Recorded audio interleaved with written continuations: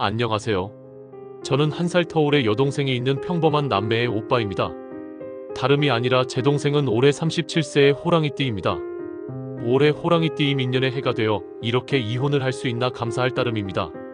각설하고 제 동생은 20년 6월에 결혼을 했습니다. 3개월의 짧은 연애를 끝으로 결혼을 한다고 상견례양가 어머님들만 참석을 하였고, 전 연애 기간이 너무 짧지 않나 싶어 오빠가 되어 불안한 마음이 들어 좀 더 있다가 하라고 하고 싶었으나, 이때는 그래도 둘이 잘 살겠지라는 마음으로 찜찜하지만 결혼을 축하해 주었습니다. 이때 뜯어 말리지 못한 제가 한스럽고 죄스럽습니다. 그때 당시 매제되는 사람이 30살, 제 여동생은 35살이었습니다. 제 동생이 공부도 잘했고 좋은 직장을 다녀 남편보다 월급을 더 많이 벌고 있었습니다. 상견례 때 양가 상의하에 집은 동생이 살고 있는 전세 1억 9천짜리 원룸에서 신혼생활을 하기로 정하고 아무것도 안 받고 안 주기로 약속을 했습니다. 그런데 결혼준비 과정에서부터 예사롭지 않은 일들이 일어났습니다. 스튜디오 촬영날 사돈댁이 동생 부부 촬영 때 끼니를 굶을까봐 김밥을 싸오셨었는데, 김밥 싸느라 20만원이 들었다며 저희 어머니께 20만원을 청구하더라고요. 저희 어머니는 좋은 게 좋은 거다 하며 돈을 보내주셨고요. 이뿐만이 아니라 안 주고 안 받기로 했던 예단비도 갑자기 말을 바꾸어 본인은 친척들 사이에 해준 게 많아 너무 적게는 못 받겠다는 이유로 기존 500에서 1천만원을 뜯어갔어요. 어머니는 동생에게 힘을 실어주고자 급하게 1,000만원을 맞춰서 보내드렸고요. 이때라도 눈치채고 결혼 없고 했어야 하는데, 문튼 6월 27일 날 결혼을 하였고 제주도로 신행을 다녀온 뒤 저희 집에 인사도 다녀오고 행복한 결혼 생활을 하고 있는 줄 알았던 중, 그 뒤로 한 달 정도 뒤에 갑자기 안 사더니 저희 어머니께 연락이 와서 다짜고짜 이것들이 집에 인사를 안 온다며 도발대발하며 이딴 식으로 아이들 이러면 대전에도 보내지 않겠다는 개소리를 장렬하더라고요.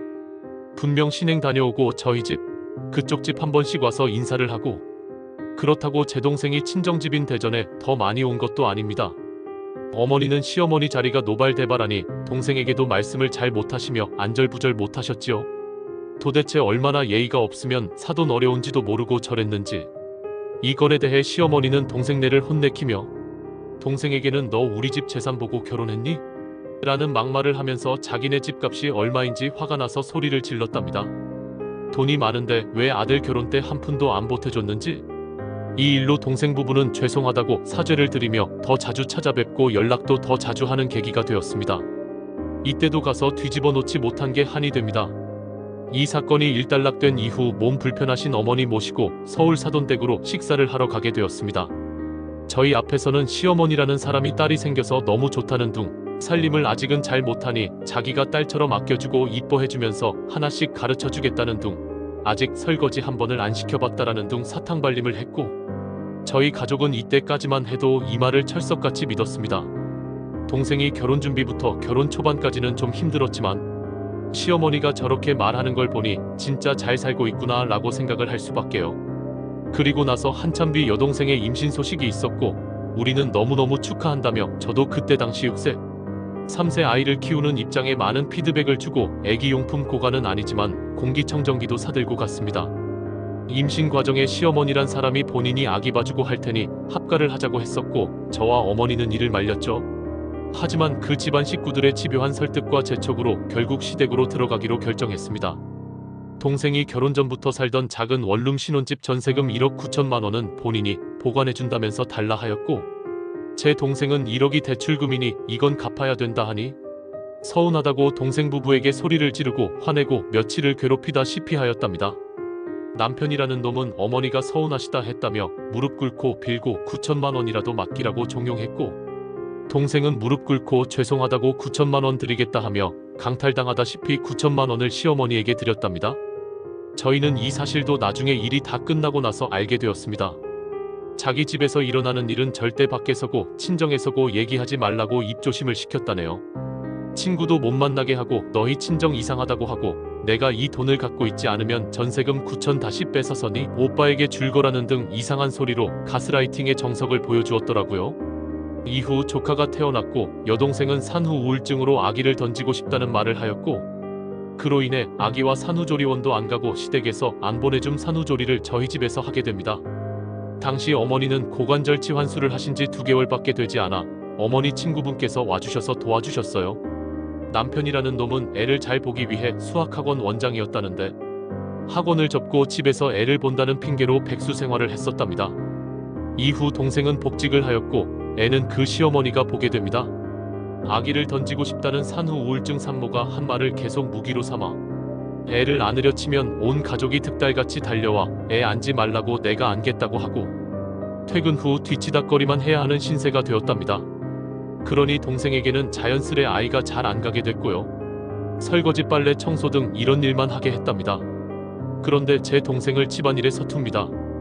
공부만 잘하는 그런 아이였는데 집안일을 얼마나 해봤다고 잘하겠습니까? 애 낳고 직장 생활을 시작하고 각종 폭언이 시작된 것 같아요. 근무 시간에 전화 걸어야 너 비누거치대 안 씻었어? 라고 고래고래 소리 지르기부터 시작해 설거지가 제대로 안 되어 있다는 둥 왜 살림을 잘 못하는지 애는 왜 잘 케어를 못하는지 하나부터 열까지 눈에 불을 켜고 감시하며 화내고 소리 지르고 기죽이기 시작했습니다. 또한 월급 관리해준다는 명목으로 통장을 가져가 월급날 들어온 돈 본인 통장과 아들 통장에 쪼개기 입금도 하고 동생이 월급 관리에 대해 불만을 토로하면 네 시아버지가 너보다 돈 많이 버니까 돈 번다고 너 돈 버는 걸로 유세 떨지 말라고 하며 말도 못 꺼내게 말도 안 되는 말들을 하며 동생 입을 닫게 하였습니다. 쓰레기 집안에서 쓰레기가 왔네. 난 내 아들이 다른 여자 만나서 결혼한다고 하면 결혼시킬 거야. 요즘은 이혼하면 양육비 2,300씩 준다더라. 어디서 못돼 처먹은 게 왔어?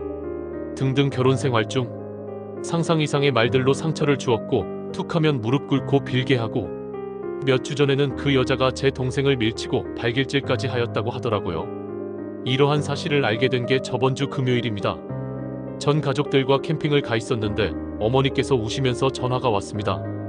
어떡하냐고 내 동생이 시엄마한테 맞았다고 발길질 당하고 그랬다고 그 이야기를 듣는데 손이 떨리더군요. 바로 경찰에 신고를 했습니다.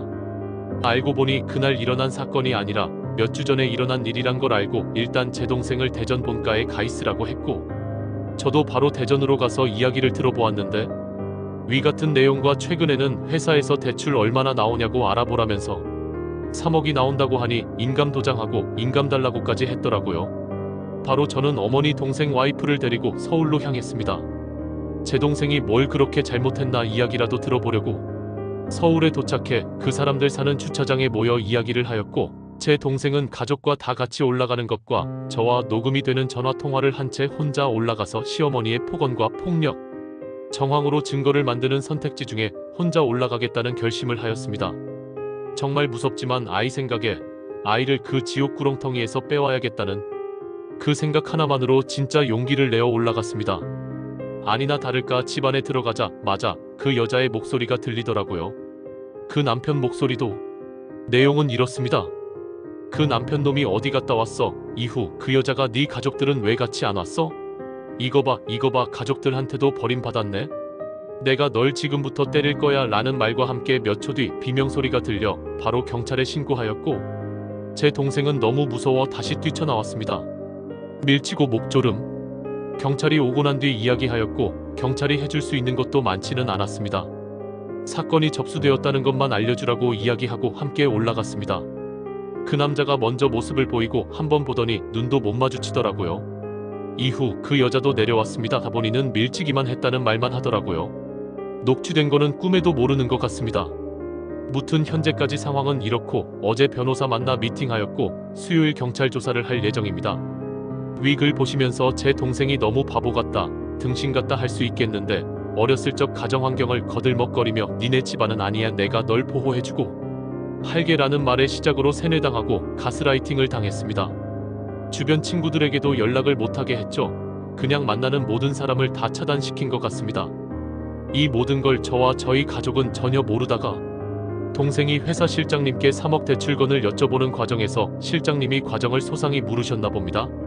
시어머니에게 당하던 이 상황을 이상하게 생각지 않던 제 동생을 그동안 있었던 몇 가지 일을 이야기하니 그 실장님께서 소리 지르며 너는 가족 없어?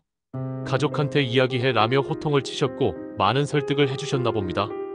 그래서 동생이 울면서 어머니에게 전화를 걸며 모든 상황을 얘기해 주었고 저희 가족이 총출동해 해결 방안을 모색 중입니다.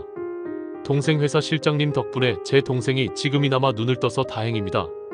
어머니는 그 집안에 계속 있었으면 딸이 지금 어떻게 됐을지도 몰라 라는 말에 제가 다 잘못한 것 같더라고요. 잘못한 건 그 집안 사람들인데 왜 저희 어머니께서 피해자 마냥 딸을 잘못 키운 것 같다 우시며 식사도 못 하시고. 저는 제가 할 수 있는 거 다 할 겁니다. 그런데 솔직히 잘 몰라 도움 좀 부탁드리고자 이렇게 글을 남깁니다. 그 사람들 계속 본인들은 배려했고 제 동생이 잘못했고 폐륜하라 하는데 진심 사과받고 안 된다 하면 꼭 최대 형벌로 처벌받게 할 겁니다.